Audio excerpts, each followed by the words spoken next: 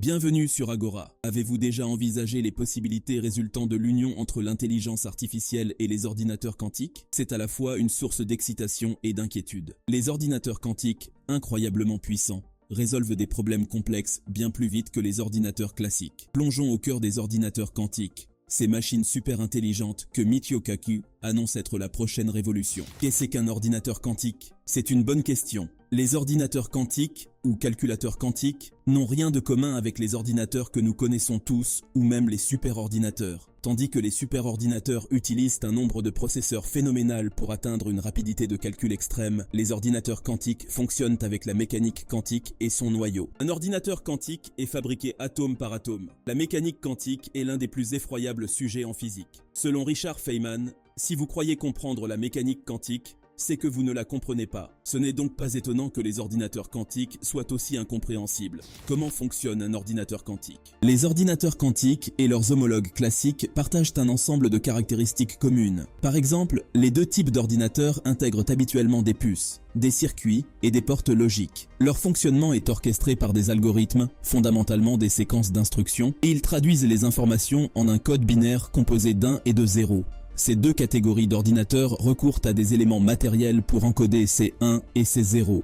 Dans les ordinateurs classiques, ces éléments transmettent des bits, unités binaires, en utilisant deux états distincts. Par exemple, un courant est soit actif, soit inactif, ou encore un aimant est orienté soit vers le haut, soit vers le bas. Les ordinateurs quantiques font usage de qubits, ou bits quantiques, qui traitent l'information d'une manière radicalement différente. Contrairement aux bits classiques, qui ne peuvent représenter que 0 ou 1, un qubit peut occuper simultanément une superposition de ces deux états jusqu'à ce qu'ils soient mesurés. Autrement dit, le bit est 0 ou 1, le qubit est 0, 1 ou les deux en même temps.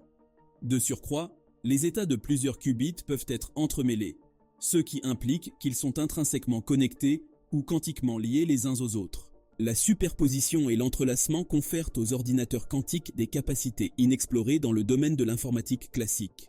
Les qubits peuvent être créés en manipulant des atomes, des ions chargés électriquement, tels que des ions ou des électrons. De plus, il est possible de les générer par le biais de la nano-ingénierie d'atomes artificiels, comme les circuits de qubits supraconducteurs, en recourant à une technique d'impression nommée lithographie. Ainsi, selon la théorie, si le nombre de qubits équivaut au nombre de bits, les qubits auraient la capacité de stocker 2 fois plus d'informations.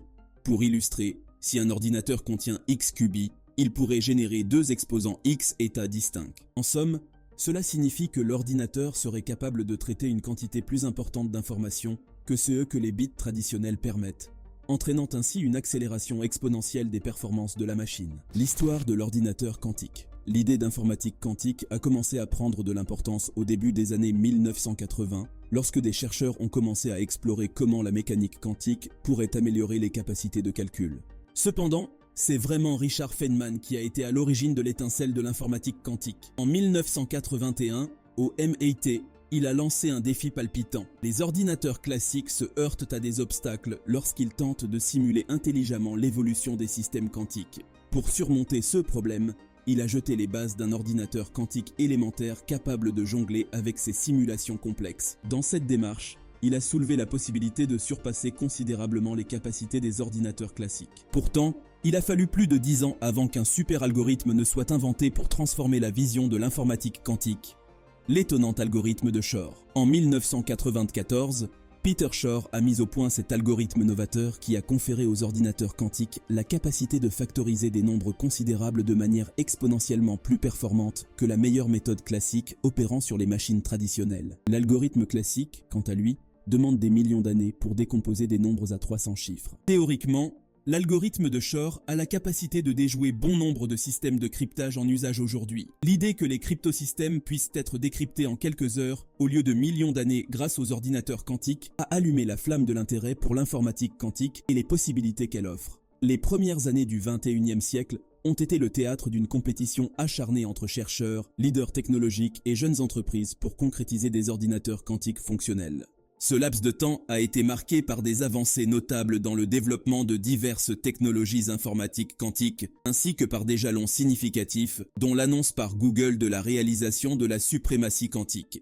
En 2001, une équipe de chercheurs d'IBM a réalisé une prouesse mathématique, en utilisant un calculateur quantique à 7 qubits pour factoriser habilement le nombre 15 en 3 et 5. Cet exploit a démontré la capacité émergente des ordinateurs quantiques à manipuler des nombres de manière nouvelle et puissante.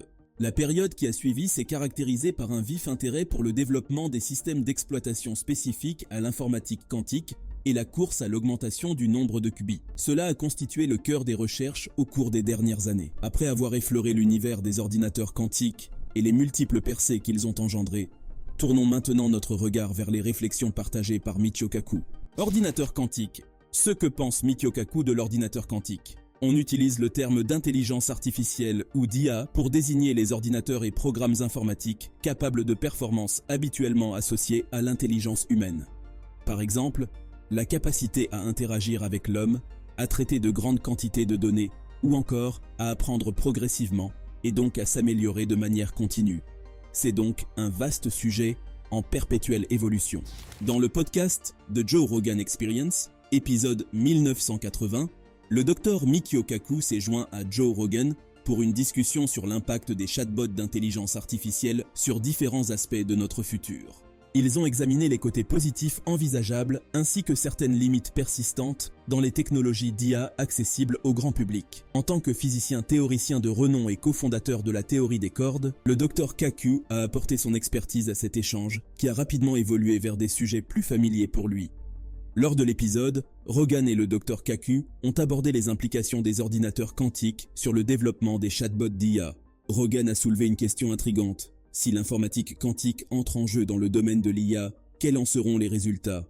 Le Dr Kaku a fait remarquer que les chatbots représentent une révolution logicielle, tandis que les ordinateurs quantiques apportent une révolution matérielle, soulignant ainsi l'importance de surveiller leurs combinaisons.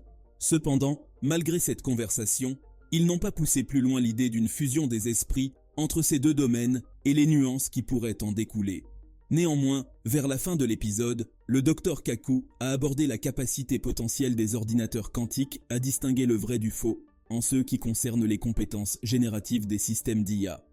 Cela pourrait se révéler être une énorme révolution pour le monde. L'informatique quantique peut être transformatrice ou tragique, selon l'utilisateur. La principale préoccupation du Dr Michio Kaku concernant la technologie de l'IA ne réside pas dans les limites ou les capacités des systèmes d'IA eux-mêmes.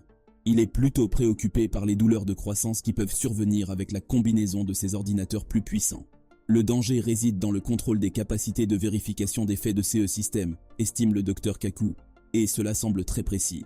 Les gouvernements du monde entier s'intéressent de plus en plus à la gestion des faits narratifs et à la suppression des voix dissidentes. Cela se manifeste à tous les niveaux de gouvernance et n'est pas un phénomène nouveau. Mais avec Internet, la communication et la diffusion de l'information sont beaucoup plus rapides, et elle peut être utilisée de manière beaucoup plus efficace comme arme. La construction de technologies informatiques responsables peut libérer tout le potentiel d'un système d'IA, ou bien le maîtriser comme une arme de désinformation et de contrôle à grande échelle. C'est le futur potentiel que le Dr Kaku envisage, si l'humanité ne parvient pas à se rassembler autour d'une vision positive, pour faire progresser continuellement la technologie dans ce domaine. Il imagine l'informatique quantique comme un grand améliorateur de la condition humaine.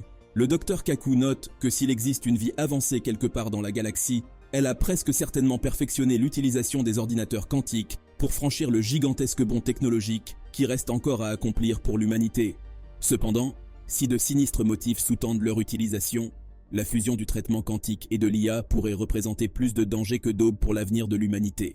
En résumé, l'association de l'IA et des ordinateurs quantiques pourrait donner naissance à des avancées technologiques majeures, en accélérant la résolution de problèmes complexes, en améliorant la sécurité, en stimulant la recherche scientifique et en transformant fondamentalement notre compréhension de l'informatique. Cependant, il est important de noter que de nombreux défis techniques doivent être surmontés avant que ces scénarios ne deviennent réalité à grande échelle. Cette vidéo touche ainsi à sa fin. Nous aimerions entendre vos réflexions sur le monde des ordinateurs quantiques et la dimension monumentale que ces technologies révolutionnaires peuvent apporter à l'humanité.